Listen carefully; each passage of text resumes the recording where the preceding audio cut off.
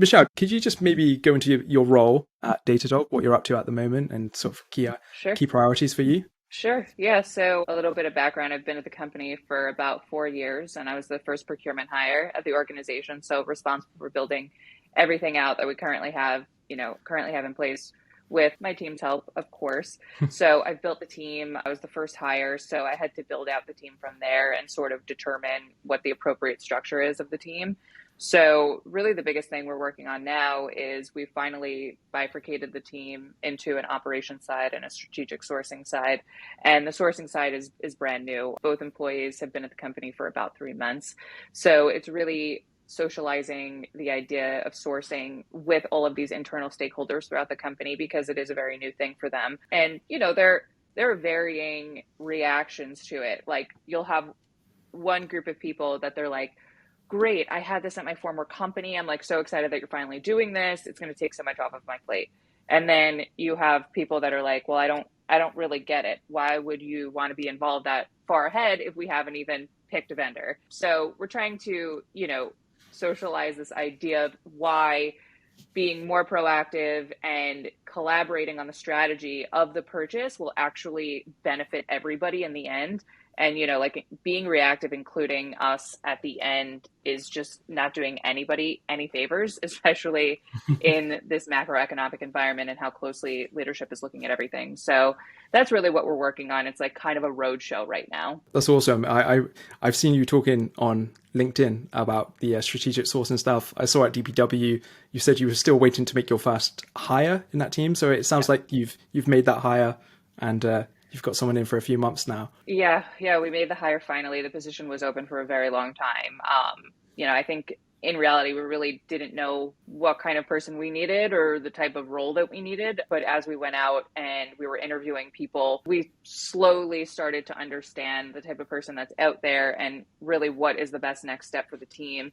At first, we thought it was more of a vendor management role rather than sourcing, but I sort of had this light bulb moment where I was like, okay, no, it's sourcing. The other side is operations, which you can consider just to be procurement in general. And then the strategic sourcing team, is on the other side. And yeah, ended up getting a great hire. He's incredibly strong. And then shortly after that, we hired somebody reporting to him who's also very strong.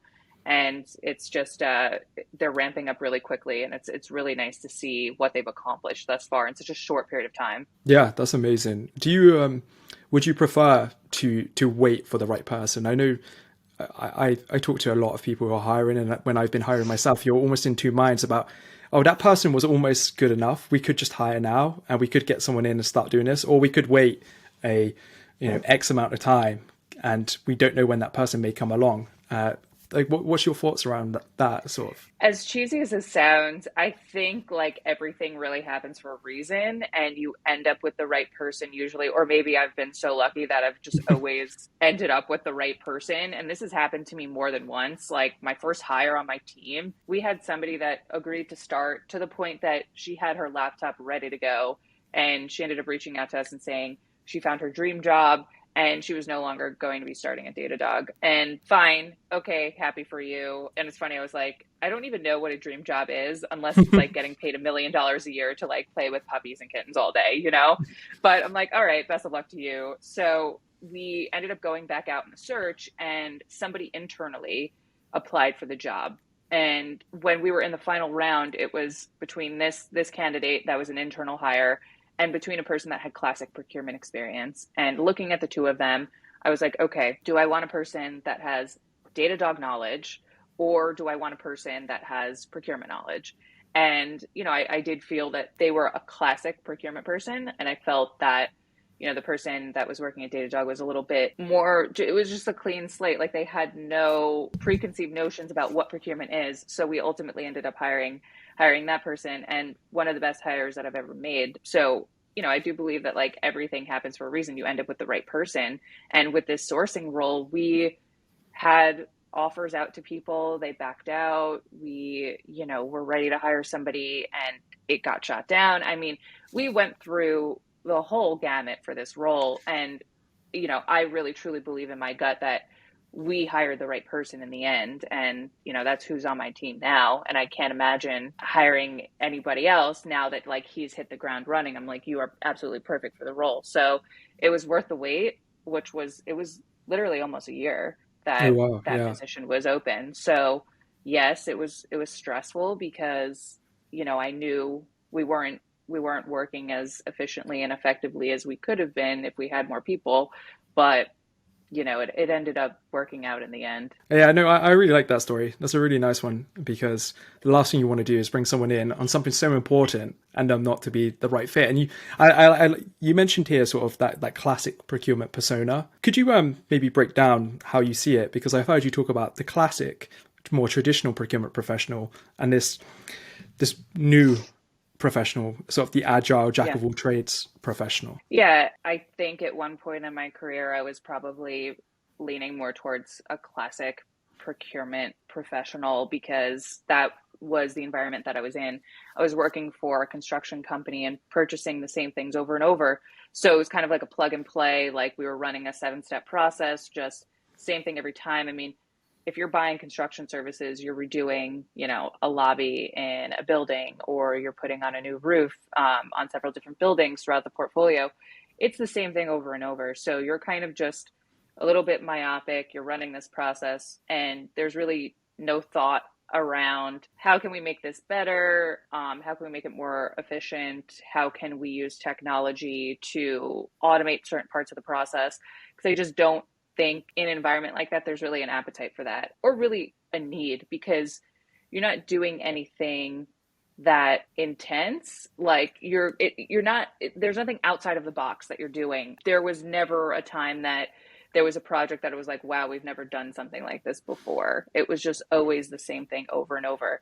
And it's not to say that folks that are working in a classic procurement environment are less than those that are working in agile. I just think that it's two different types of people with two different types of Yeah. responsibilities. So with agile, I think it's more so, one, it's just such a larger scope of things that you need to deal with on the day to day. So like, for example, at my old company, when, we were running like a 7-step process, it was very clear what our role was and where we came in the process. And it was just a very like black and white. My role bleeds into so many different areas, and we get involved in so many different things that the end-to-end procurement process is much longer and wider than it was in that like classic environment.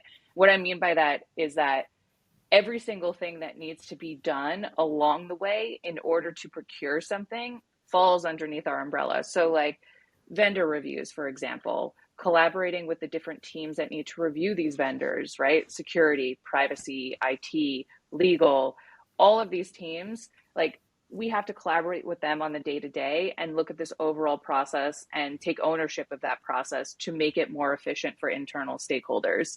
And I think there's also a little bit more of a strategy element when you're talking about agile procurement, because it's less reactive, more proactive. So really leveraging data to understand where you have savings opportunities, to really like manipulate data and make decisions based on that, rather than just running this process over and over where you're going out for RFP, you're gathering the bids, you're leveling the pricing, you're doing a round of, RFIs and clarifications, and then ultimately picking a vendor and just contracting them and then passing it off.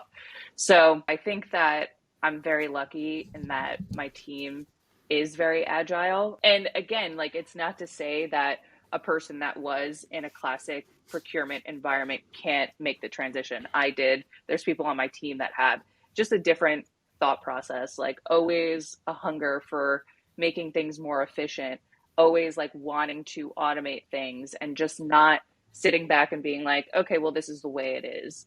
Like that is something my team never does. Like they're always raising their hand and being like, I don't like the way this is operating. I want to fix it. So I think that's a huge part of it too, is just always that want and need to be better and more efficient. Yeah, my mind's racing, so I'm trying to think of the best question to ask here. The first one I wanted to ask there is around the sequential element. So procurement can be quite sequential. if you're following quite a traditional process, you kind of do everything in order.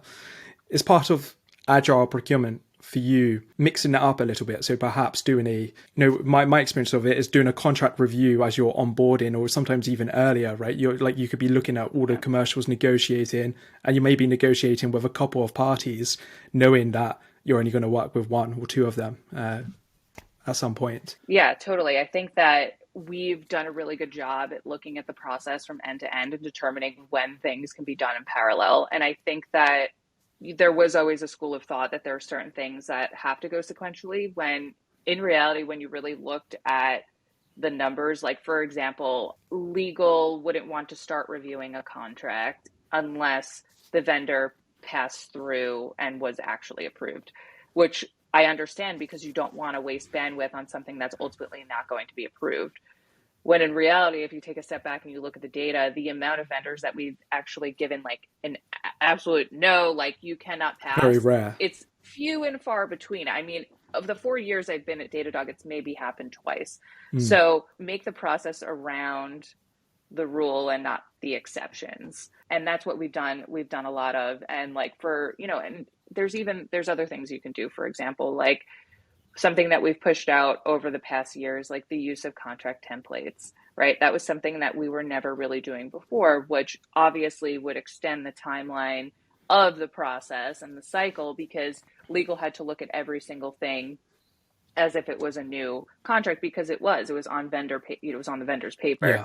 So, we were just looking for different ways to make the process more efficient, and we're just continuously doing that, and peeling away all of these things are just sort of unnecessary in the process, and like old school way of thought. You know what I mean? If you're like, Datadog has exploded, and when I started there was 1,500 employees. Now it's 5,000. You can't possibly take, you can't possibly take all the processes that you started with and keep going with them. I mean, if the company is evolving like that, your processes need to also. And if you're not changing processes, you're not getting better. So that's what I just always try to preach to my team. Like, we can change anything we want here. Like, we are the masters of the process. Like, we own it.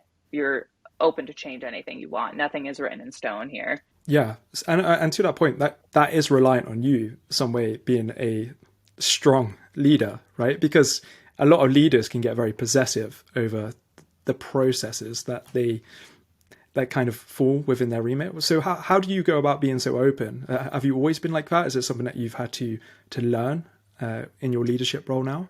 Yeah, it was definitely something that I needed to learn and fine tune. I wasn't always good at it. I was certainly possessive over certain things, and a little bit myopic when it came to, I have a process in place, it's the right process, and those who cannot follow it are just incorrect, and it's their fault, there's right? something wrong with them.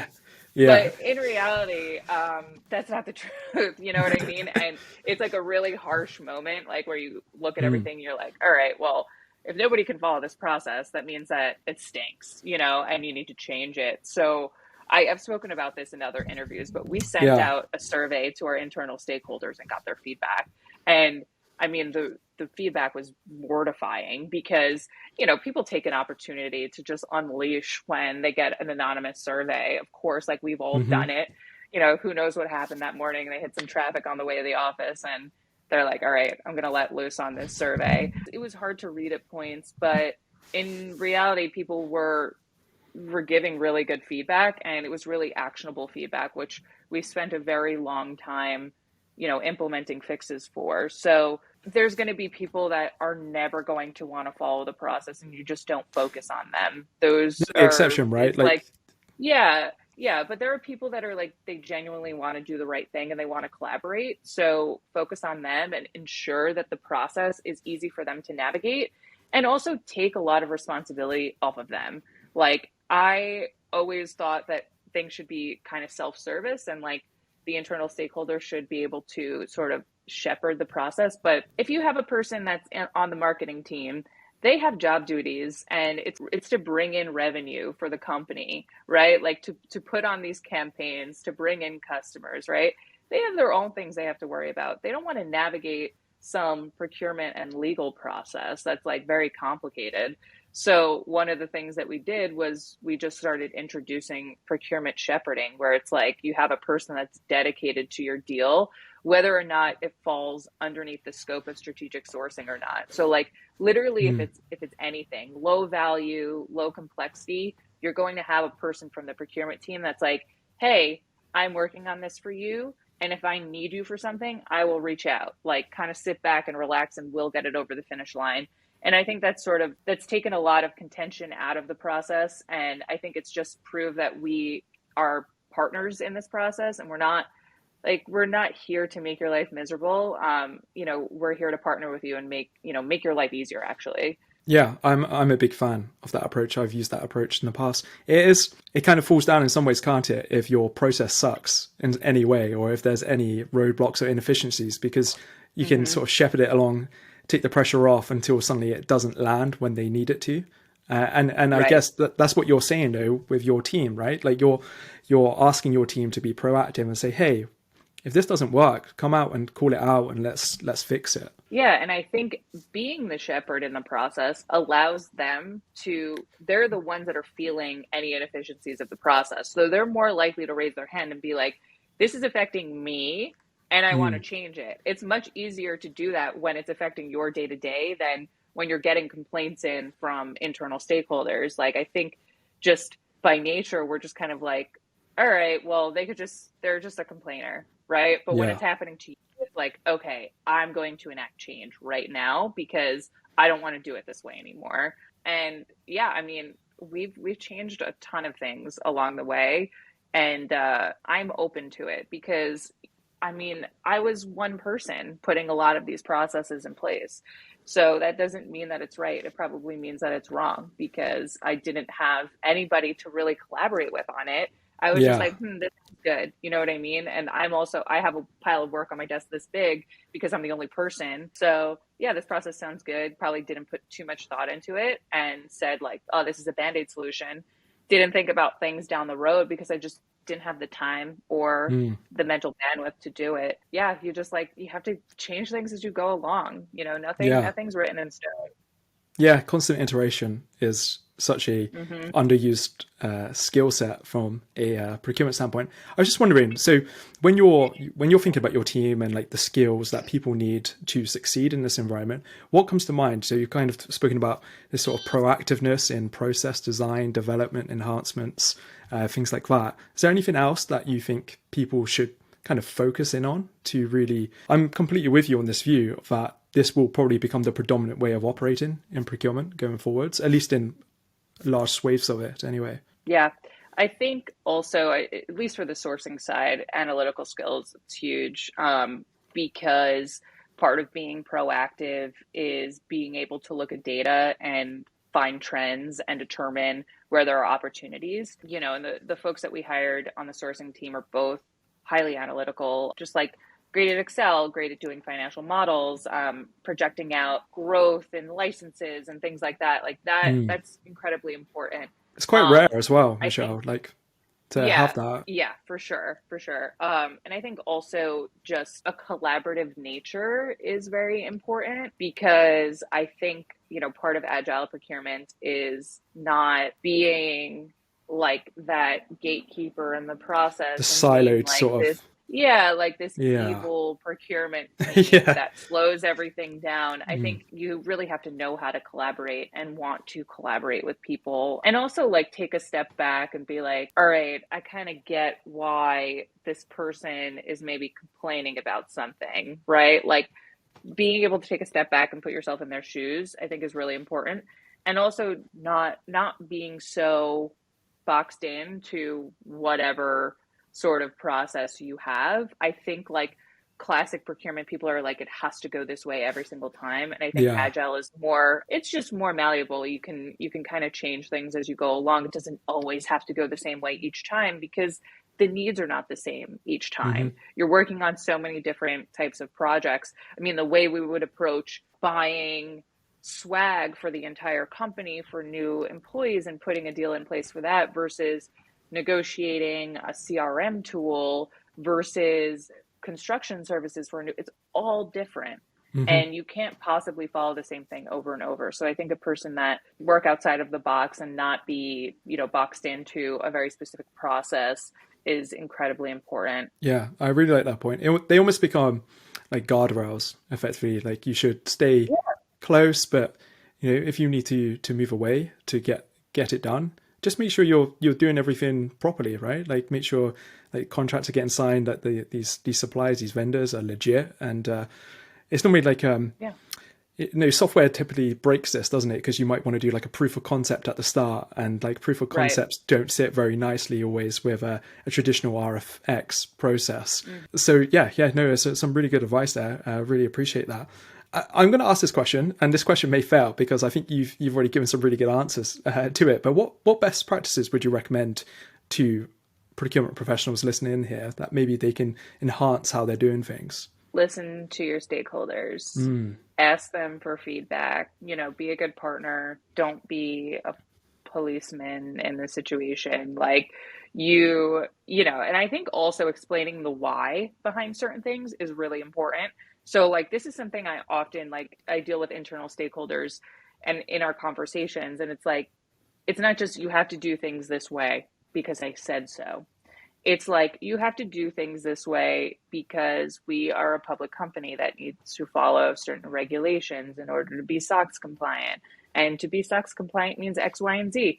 Like understanding what's behind it, I think is really important. And I think also, I think that now that has sort of eased up because of the macroeconomic environment. I think it's very obvious to anybody that has their eyes open and, has a pulse that there's something that's going on and we can't spend money the way that we always have. We need to be a little bit more frugal. So I think just things like that, like that's the why behind a lot of what we're doing. And ultimately, it's not just, oh, because our CEO said so, this is why we have to do it. It's like, okay, like we all want to work for a company that is doing well. And in order to ensure that we continue to do well, we need to be conservative with the way that we spend money.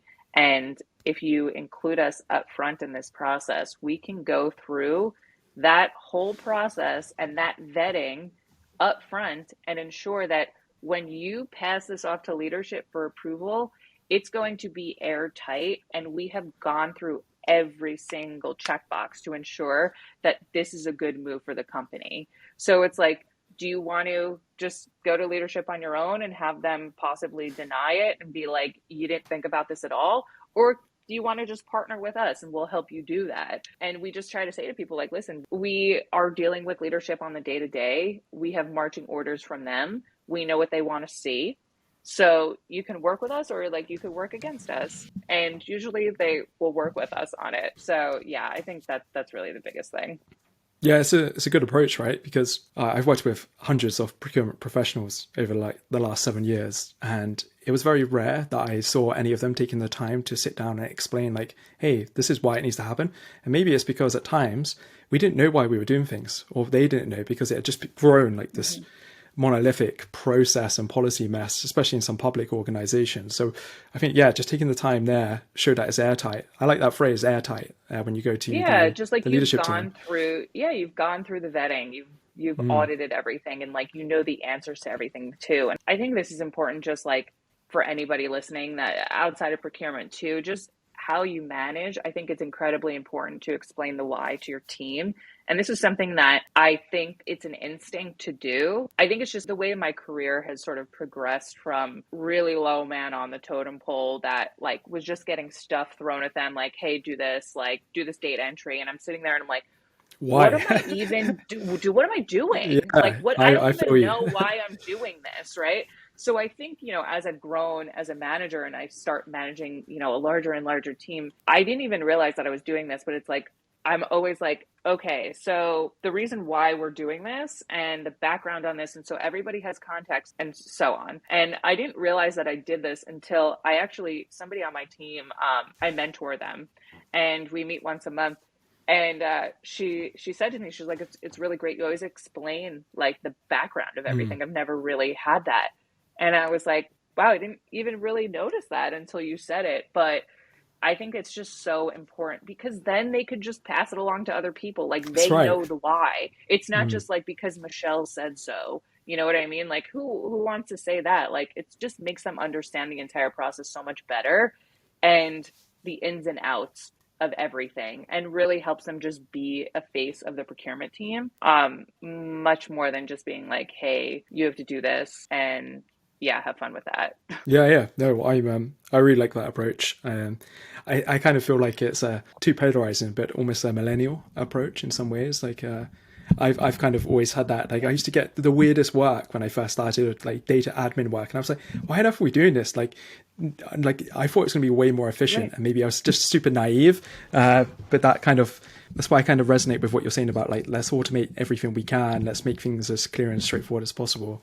No, Yeah, I'm for sure. completely with you. Michelle, just to close up, this has been super insightful from you. I was just going to ask you like 4 really quick fire questions. You can answer with ranges or abstracts if need be for sure. But like how many contracts are you like personally responsible for? Do you like have any within your remit in your role? Basically, my team in general looks at like every single contract that Mm, goes through the process in some capacity. And that's because I have an operations side. Not everything is going to get negotiated. It's more so, as I spoke about before, we've taken on, the use of contract templates because everything previously had to go to legal. So in order to expedite that process and get ahead of it, my team took on the responsibility of like looking at every contract and determining like, okay, is it something we've purchased before? Like, does it align with the terms we previously agreed to? And then, we just bypass hmm. legal. As Yeah. far as things that we're actually negotiating and like doing sourcing on, it's all software. So that is a lot. Yeah, I bet. We have like over 200 things that Mm, can be considered SaaS. And I would say about 45 to 50 of those can be considered strategic software. So like things that are high complexity or high value. So like Salesforce, Zendesk, those types of vendors. yeah. And then any professional services that are over $100,000 or like Hmm. any goods that we're buying that's over 250K will fall underneath the sourcing team. It's a lot. Yeah, I had Sarah Kay on from Spin, and she operated like a very similar model to that. I just think it makes a lot of sense. And Zendesk, I swear, comes up on everyone's strategic vendor list, Yeah. right? When you're working in software. What's one piece of tech that you can't live without? It's a good question. Gosh, I think at this point we use Workato for a lot of our integration building. So, Mm, like Coupa is our purchasing platform. hmm. We are tracking our work in Jira, Oh yeah, and sure. we have to connect all of these Yeah. things. And legal's also tracking their things on a separate Jira board. Mm. So Workato allows us. It's a middleware. It allows It's us like to connect Zapier, all of Celigo, right? Like an exactly. integration part. Yeah, it allows Yeah. us to connect all of these tools. And I think that we wouldn't be able to live without it because it not only connects these systems, but it also carries out a lot of automated actions. So, like, for Mm. example, my team used to have to like create a card on Legal's Jira board manually. For the And now review, all I they have to guess. yeah, and now all they have to Yeah. do is just like do a checkbox and it moves over to their board automatically. So that's a big Sounds one. minor, right? Like those kind of things. But when you're just doing so many of them all the time, and it takes that 2 minutes away for someone to go into Jira, go into a different board, do that. It's Yeah. they're just amazing. I'm a yeah. I just love Zapier at the moment. I just use it with like Notion and just every part of my life. I'm like, oh, how can I do this one thing here and then just have it Hmm. just do a million other things for me? Yeah, So totally. that's a cool example. And yeah, just to finish off, I'm a procurement genie. You get one wish. What's that one wish that you would like to make? I wish that companies would stop threatening to shut off our service if we don't have a contract signed by a certain date. Oh Or yeah. using like other salesy tactics, like this pricing is going to go away tomorrow. It's like Hmm. I don't believe that. So try it on somebody else. Yeah. Like I really wish like there's just some vendors that I wish that negotiations could be less contentious. That would be Hmm. my wish for the genie. Yeah. I'm so with you on that. Like I know like you live in the software world here. It Yeah. just seems so common, right? With like SaaS or PaaS products, like everyone's always threatening you at the very last minute to get signed. And to be honest, like just call their bluff half the time or every time, and the price is still there 3 weeks, 4 weeks, Oh yeah. 6 weeks later, right? Like it doesn't go away. Yeah, I was in Vegas a couple of weeks ago and I spoke at Zendesk SKO, Oh, and cool. I have a really good relationship with the Zendesk team, and they brought me in to speak to their sales team to sort of like pull the curtain back on procurement and That's talk needed. about how you can sell to procurement people more efficiently. And that was the piece of advice that I gave them. I was like, add humility into this process. Like, we're all people that obviously we all have our needs in the process and our wants. Like, I want to close the deal as much as you do. Like, if I'm getting pressure on my side to get the best deal, and just like we're all humans. This is like just work. You know what I mean? Like, Yeah. stop being a robot about it. Like, it's so clear when vendors have like very clear marching orders that it's like this, like totally they have the blinders on. And it's just like Just they know changes that as this well, type of can't it? discount, it's It's, so aggravating to deal with. mhm. I'm like, hello, like we're all people here. Like, let's try to be humans about this and get it done. And I get that you want to close the deal at the highest price. I want to close it at the lowest. Like, let's just like meet in the middle and be humans about this. So that's like some vendor relationships I just really wish could be like a bit smoothed over. Yeah, I'm with you on that. And Michelle, I just want to say thanks so much. It's been super fun. When I launched this podcast and when we started planning it, like maybe like 6 months ago, I had your name written down on like my first like 20 people that I was gonna like reach out to. So I'm glad we were able to make this happen eventually. Yeah, For for sure. sure, really It was a appreciate lot it. of fun. Thanks for having me. Yeah, no worries, anytime.